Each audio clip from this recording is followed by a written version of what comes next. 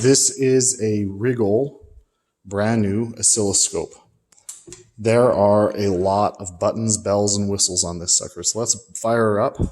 I'm going to attach on, for right now, a single scope probe onto channel 1.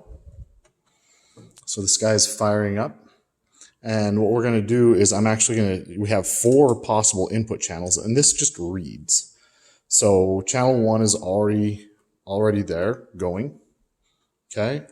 And you can see that it's seeing nothing, and maybe if I touch it, watch. It gets a little bit noisier every time I touch it. Here. So this is horizontal axis is time. Vertical axis is amplitude. Right now, it's 10 volts per division. So each square represents 10 volts. I can change that. I'm right now selected on channel 1.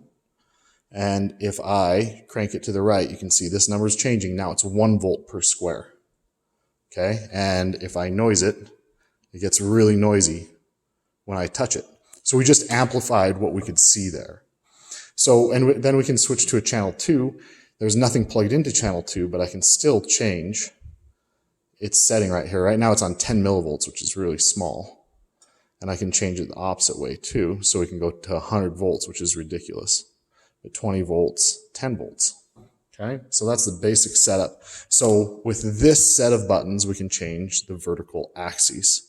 With these set of buttons and knobs, we can change the horizontal.